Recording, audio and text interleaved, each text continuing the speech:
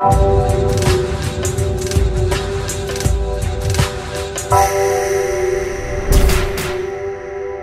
there, everybody. Glad to see all you lovely people back once again for another edition, another episode of the Road to 100 Ranked Victories series on UFC Undisputed 3, the video game. Now, this is episode 26, and this might be the best fight I've brought you yet. I really hope people see this. I mean, sub boxes are really glitchy, and it keeps doing this stupid thing where if other people that upload videos like comment on their own videos or do something, they go back to the top of the sub box. It's really glitchy, and sub boxes have been really screwed up because YouTube's been doing updates. So I really hope people see this episode, because like I said, it might be the best fight I've ever seen you. But you know, I'm not going to stop uploading just because YouTube's a little bugged, so I hope you guys respect that. Those of you that do see this, I really hope you enjoy it. Leave your comments, because like I said, think this is the best fight I've brought you yet. There is barely any groundwork, because Jim Miller, he is one tricky little dude when you're playing a strictly ground game or something, because he's got a sweep from everywhere and you just need to watch out. This originally was going to be a challenge fight. I got challenged to do a standing guillotine victory with Benson Henderson, but as you can see, I didn't go for that shit once. We only clinched once, and it's at the end of this round. It's for a second, just to waste some time. This is a complete all-out war. As you can see, we just stay in this pocket. I'm throwing the jab, trying to utilize it, getting some counter punch, and he's getting some body shots in, throwing the hooks. We stay in this pocket the whole time. Now, each round of this fight kind of tells a story. I hope that doesn't sound a little cheesy or anything, but the story of this round is the pocket. We stay in this thing the whole time, and we are slugging it. The commentators in the game were going nuts. The crowd of the game was going crazy, so I hope you guys are enjoying it. If you like my new stand-up style, let me know, because I know I used to be kind of boring, and I'd only go for strict ground game, but I've since improved my clinch, and I think my counter-punching is getting a little better, and I do take your guys' advice, and I have been utilizing the jab. I didn't utilize it as much as I could have in this fight. You only see me counterpunch with it. And one thing I like to do with my counterpunch, you'll see me do, is when I do the sway jab, I like to sway once and then once again sometimes before doing it. You'll see me do it a couple times, and it's because they think that you're going to sway in so they can sway out and throw the punch, but then they get confused and they'll throw their punch early, and then your second sway will be there to deck them in their shit. Well, right in their face, if you know what I mean. But, so, the story of that round, complete pocket control. I was confident that I won. He's pretty banged up. I started to get banged up later. I actually really like Benson, man. He's probably one of my favorite guys to use in this game now after this fight. I never used him really much before. Right there, I did the double sway. You'll see it. Boom. Hit him, and then there's this next replay is a perfect example of it too, I think. Here we go. Sway, and then sway, see? Boom. So they get confused and they throw their punch a little early. And check out all these fucking highlights are all a counter-punch jab. So the jab is awesome. I do listen to you guys. I do utilize it, but like I said, I don't utilize it as much as I should have. In other fights and player matches with friends, what I do now is also use the jab to set up stuff. I don't just counter-punch with it like I did in this fight. I actually will throw a jab or two, and that'll set up a bigger strike. Like, my favorite thing to do is use Dan Henderson and jab, and then throw the fucking H-bomb, his right straight. It gets people all the time, man. I'm going to try and get a knockout with it and ranked to bring you a episode of Road to 100 Ranked Victories like that. I thought it was sweet. Now, the story of this fight is me working the body.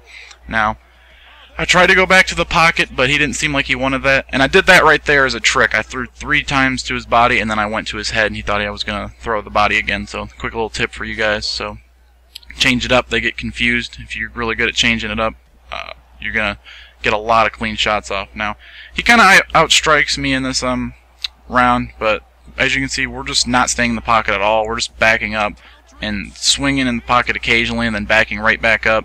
Get a nice counter punch overhand right there. And I just keep trying to work the body. Benson is one of the best guys to use if you want to be a body worker, man. He's got these running, goofy kicks right to the gut. He's got this little goofy-ass 2-step feint kick to the gut. And I do take him down to the ground here for a minute, and I just want to get some more body work on him to wear out his stamina and stuff like that. But like I said, Jim Miller is a good little tricky guy when playing, because he's got a sweep from everywhere, and he sweeps right out, and my stamina was dangerously low, so I almost could have got slammed and been put in a pretty precarious position. I think that's the word I want to use, sorry. So I'm trying to mix up the body and go body head and stuff, but he keeps pushing me off with leg kicks and body kicks, and then he occasionally throws the hook in, and I was lightweight shitting my pants because I didn't want to get hit because I'm starting to get banged up. Now, an untold story of both rounds. I'm stuttering a bit, sorry guys, I just woke up. An untold story of both rounds, as you saw, is this head kick. I miss it a lot, but you'll see. It comes in very effective, and it's pretty awesome. So I'm still just working the body, and then I get a nice, beautiful shot in when he goes for a leg kick, and it hits, but my hook came in and just dropped him, and he sweeps right out again. Now, if his stamina wasn't dangerously low, he could have probably taken me down with that, because Miller's wrestling is pretty damn good.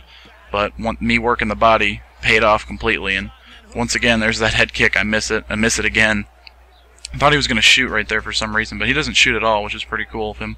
And now we're just going to miss and look stupid for the end of this round. But like I said, untold story of that round, other than the already told story of us just staying out of the pocket and running at each other. An untold story is that head kick.